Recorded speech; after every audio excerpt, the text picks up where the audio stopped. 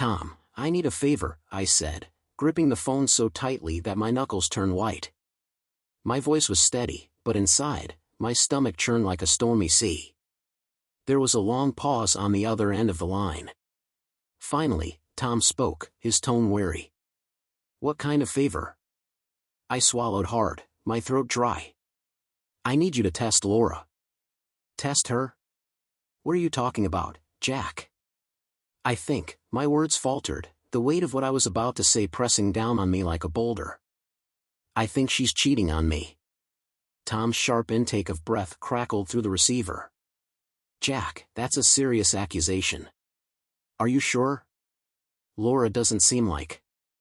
I'm not sure, I cut him off, running a hand through my hair. That's the problem. I don't know anymore. I need to know. I have to know. Another pause. I could practically hear Tom weighing his options, trying to decide if he wanted to get involved in the train wreck that was my personal life. How exactly do you want me to test her? He finally asked, his voice hesitant. You'll run into her by chance at the bar she always goes to with her friends. Strike up a conversation, flirt with her, see how far she's willing to go, I explained, my voice cracking slightly. The idea of someone else's hands on her, even if it was all part of a plan, sent a surge of bile rising in my throat. And what if she doesn't take the bait? Tom asked. Then I'm a paranoid idiot, I replied, exhaling shakily. But if she does, I couldn't finish the thought. All right, Tom said after what felt like an eternity. I'll do it. But Jack, you'd better be ready for whatever the outcome is. Good or bad. I don't think I have a choice, I muttered before hanging up. It hadn't always been like this. I remembered when Lora and I first met, how effortless it had been. She was the kind of woman who could light up a room just by walking into it. Her laughter was infectious, her smile magnetic. I fell hard and fast, and for a while, it felt like she had, too. But somewhere along the line, things began to shift. It was subtle at first, missed calls, vague excuses about late nights at work, the way she'd suddenly lock her phone whenever I walked into the room. I told myself it was nothing. She was busy. Stressed. But the signs kept piling up. There was the time she came home late, her lipstick smudged, and when I asked where she'd been, she said she was out with some colleagues. Or the way she'd laugh at messages on her phone and immediately put it face down on the table when I tried to glance over. And then there were the whispers. Friends who mentioned seeing her at a cafe with a man I didn't know. A coworker who casually asked if we were doing all right because Lora seemed distracted lately. Each piece of the puzzle only made the picture murkier, until I couldn't ignore it anymore. I had to know. Even if it broke me, I needed the truth. That's when I called Tom. Tom was a natural charmer. I knew he'd have no problem pulling off his role, and I trusted him completely. That's why I chose him. He wasn't just my best friend, he was someone who valued loyalty, someone who would never cross the line. That night, Lora was at her usual spot, a cozy bar downtown she frequented with her friends. I knew this because I'd casually asked about her plans earlier, feigning disinterest. She'd kissed me goodbye, told me not to wait up, and walked out the door without a second glance. I followed at a safe distance, parking a block away and watching as she disappeared inside. My chest tightened, a war raging between my hope and my fear. Tom called me once he arrived. She's here, he said. Sitting at a table with two friends. I'll wait until she's alone. All right, I said, my voice barely above a whisper. From my car, I imagined the scene playing out inside, Lora laughing with her friends, her golden hair catching the dim light. It hurt to picture her like that, happy, carefree, while I sat outside drowning in suspicion. About 20 minutes later, Tom texted, she's at the bar alone now. Going in. I didn't reply. I couldn't. My hands were shaking too much to type. Inside, Tom slid onto the stool beside her, his movements casual, his smile disarming. Lora barely glanced at him at first, focused on the drink in her hand. Busy night? Tom asked, his tone light. She turned to him, her eyes flicking over him briefly. Not really. Tom ordered a drink, making small talk with the bartender before turning his attention back to her. You look like you could use some company, he said, his voice warm, inviting. Lora hesitated, her lips curving into a faint smile. Is that so? He chuckled. Absolutely. A woman as beautiful as you shouldn't be drinking alone. That got her attention. She turned fully toward him now, her eyes narrowing slightly, as if trying to gauge his intentions. I'm not alone. My friends are here. But you're sitting here, Tom pointed out, gesturing to the empty space around them. She laughed softly, shaking her head. All right, I'll bite. What's your name? Tom, he said, extending a hand. She took it, her fingers brushing against his briefly before pulling away. Lora. It's nice to meet you, Lora, he said, his smile widening. For the next 20 minutes, they talked. Tom told her a story about a recent hiking trip, weaving humor into every detail, and she laughed, her body language relaxing. To anyone watching, they looked like two strangers hitting it off at a bar, innocent, harmless. But then, something shifted. From my spot in the car, I stared at the bar's entrance, my heart pounding in my chest. Tom's text came in, she's flirting back. What do you want me to do? Flirting. The word hit me like a punch to the gut. Push a little more, I replied, the knot in my stomach tightening. Inside, Tom leaned closer, his voice dropping to a low murmur. You know, I don't usually do this, but there's something about you, Lora. She tilted her head, a coy smile playing on her lips. Oh? And what's that? You're magnetic, he said simply. For a moment, she didn't say anything. Then, to Tom's surprise, and mine, later, when he told me, she leaned in slightly, her voice barely audible. You don't even know me. Maybe I'd like to, Tom said, his eyes holding hers. Her laughter was soft, almost shy. You're bold, I'll give you that. Then she glanced around, as if suddenly realizing how close they were. She pulled back, a flicker of guilt crossing her face. I should go check on my friends, she said quickly, standing up. Tom didn't stop her. He watched as she walked away, her posture stiff, her steps hurried. He knew the test was over. Later that night, Tom called me. She passed, Jack, he said. She didn't take the bait. Relief washed over me, so overwhelming that it left me breathless. Thank you, I said, my voice breaking. But something about his tone gave me pause. What is it, Tom? He hesitated. She was receptive at first. I mean, she laughed, she flirted a little. But when it started to get serious, she pulled away. I sat in silence, the words echoing in my mind. Receptive. Flirting. Pulling away. What did it all mean? I don't know, Jack, Tom continued. Maybe she's just friendly. But I thought you should know. I thanked him again and hung up, my relief tainted by a new wave of doubt. She had passed the test. But why, then, did it still feel like I was losing her? For days after Tom's report, I tried to convince myself everything was fine. Lora had passed the test. She had pulled away when things crossed the line. That should have been enough to silence the doubts clawing at the edges of my mind. But it wasn't. I couldn't stop thinking about the way Tom had described her reaction, how she had laughed, flirted, and then abruptly withdrawn. Was it guilt that made her stop? Or was it loyalty? That question haunted me. One evening, as Lora sat on the couch scrolling through her phone, I studied her from across the room. She looked relaxed, her golden hair falling loosely over her shoulders, her legs tucked beneath her. She laughed softly at something on her screen, but when she noticed me watching, her expression shifted. What? She asked, her voice light but guarded. Nothing, I said, forcing a smile. She didn't press further, but the way she quickly locked her phone and set it down face down didn't escape my notice. The following day, I left work early, unable to focus. I drove aimlessly for a while, my thoughts spinning in endless loops, until I found myself parked outside the office building where Lora worked. I hadn't planned to go there, but now that I couldn't bring myself to leave. An hour passed before the front doors opened, and Lora emerged. She wasn't alone. A tall man in a crisp shirt and tie walked beside her, his hand brushing her lower back as they spoke. Lora laughed at something he said, the sound clear and familiar, like the way she used to laugh with me. I froze. My mind raced. Was this just a colleague? A friend? Or was this something more? I waited until they parted ways, watching as the man walked to a nearby car while Lora headed to hers.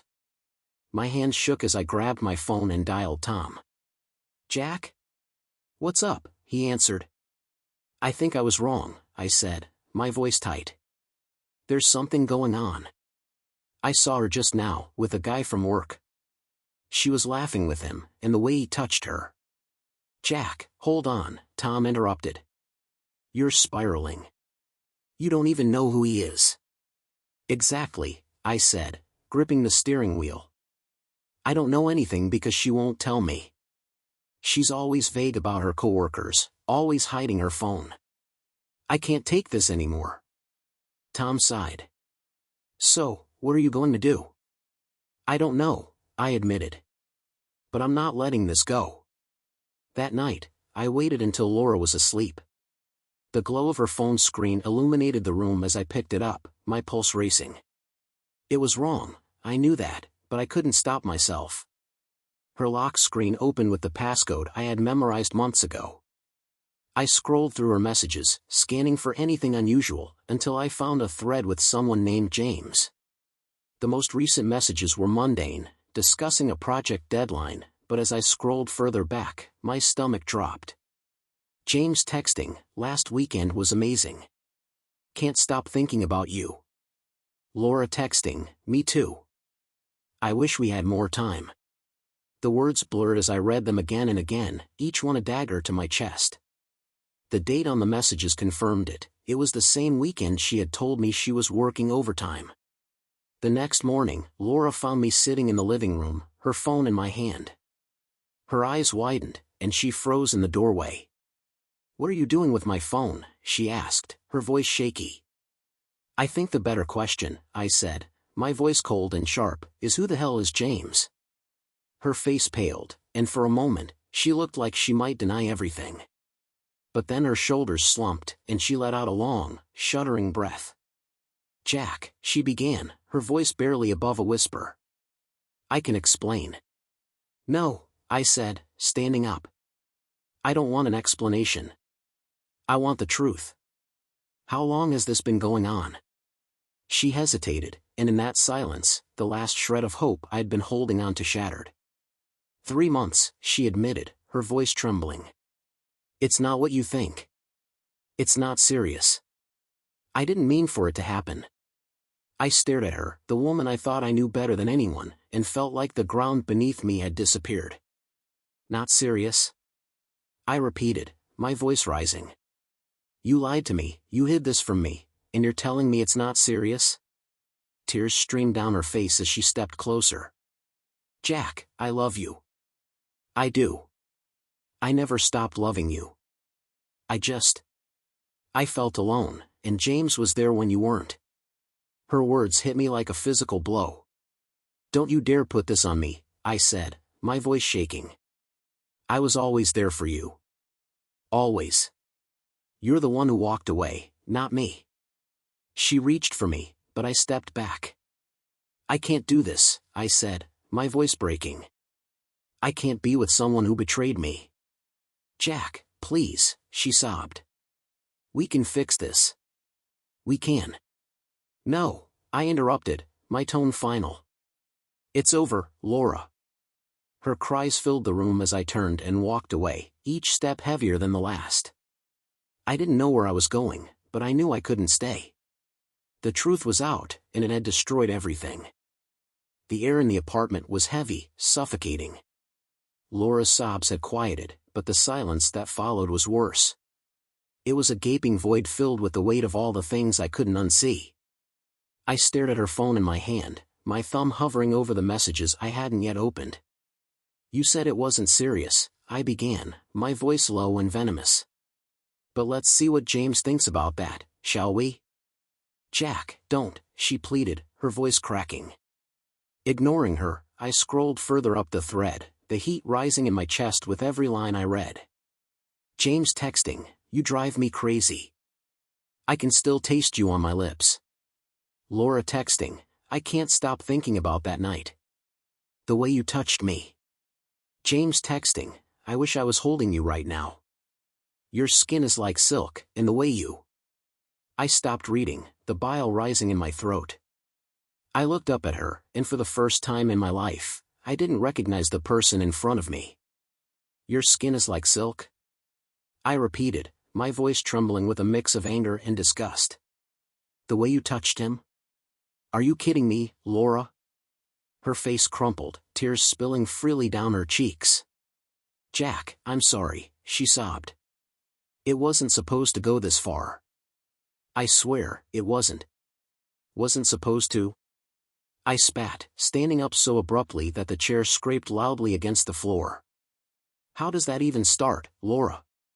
Did he accidentally fall into your bed? Or was it just easier to let it happen while I was sitting here, trusting you? It wasn't like that, she cried, her hands gripping the edge of the counter as though it was the only thing keeping her upright. Then tell me what it was, I demanded, stepping closer, my anger spilling over. Tell me how long you've been sneaking around. How long you've been lying to my face. She hesitated, and that hesitation was all the confirmation I needed. I grabbed her phone and tossed it onto the coffee table, the screen lighting up again with the damning evidence of her betrayal. You know what the worst part is? I said, my voice breaking. It's not even the fact that you cheated. It's that I gave you the benefit of the doubt. I trusted you enough to think you'd never do this to me. And you still lied. I didn't want to hurt you, she whispered, her voice barely audible. I laughed bitterly, shaking my head. You didn't want to hurt me? Lora, you shattered me. You've been sharing parts of yourself with him that were supposed to be mine. You've been laughing with him, touching him, letting him say those things to you while I've been here wondering if I'm good enough for you. Her sobs grew louder, but I couldn't stop. The words poured out like a dam breaking, raw and unforgiving. Was he worth it? I asked, my voice cutting through her cries. Was it worth throwing everything we had away for him? For some cheap, vulgar affair? I made a mistake, she said, her voice trembling. But I love you, Jack. I love you more than anything. Stop saying that. I shouted, my hands clenching into fists at my sides. You don't get to love someone and do this to them. That's not love, Lora. That's selfishness. She sank onto the couch, her head in her hands, her entire body shaking with sobs. I stared at her, my chest heaving, every part of me screaming to walk out the door and never look back. But I couldn't move. Not yet. There was still one question that haunted me, clawing at the back of my mind. Did you ever think about ending it with him? I asked, my voice hollow. She looked up at me, her eyes swollen and red. I did, she said, her voice barely above a whisper. But I didn't know how. He made me feel things I hadn't felt in a long time. And I thought I could have both. Both? I repeated, the word hitting me like a slap to the face. You thought you could keep me and him? Like I was just an option for you? Her silence was answer enough. I turned away, running a hand through my hair, the anger in me boiling over into something darker. The betrayal wasn't just physical, it was emotional. She had shared parts of herself with him that she had taken away from me. I can't do this anymore, I said, my voice barely audible. Jack, please, she begged, standing up and reaching for me. We can work through this. I'll end it with him, I swear. I'll do whatever it takes. Just don't leave me. I stepped back, out of her reach. You already left me, Lora. The moment you let him into your life, you left me. Her sobs filled the room as I walked to the door, grabbing my coat and keys. "Where are you going?" she asked, her voice breaking. "I don't know," I said, opening the door. "But I can't be here. Not with you." And then I left, her cries echoing behind me as the door clicked shut. The apartment was cold when I returned the next morning. Her things were gone, clothes, photos, even the mug she used for her morning coffee. She'd left her keys on the table, along with a note. I didn't open it. The silence was louder than her absence, the weight of betrayal hanging in the air like smoke. I sat on the edge of the couch, staring at the blank wall across from me, trying to summon anger, sadness, anything that felt like closure. But there was nothing. Instead, my phone buzzed. A single message from her. "Lora texting, I'm sorry. For everything. I hope one day you'll remember the good parts of us." I deleted it. Standing, I grabbed my coat and walked out the door. The life we'd built was ashes now, and there was no point in sifting through the ruins. Some endings don't come with answers. Some wounds don't need stitches, they just need time. And as I stepped into the morning light, I knew I wasn't walking away from her. I was walking toward myself. Subscribe to never miss a new story and discover even more captivating tales.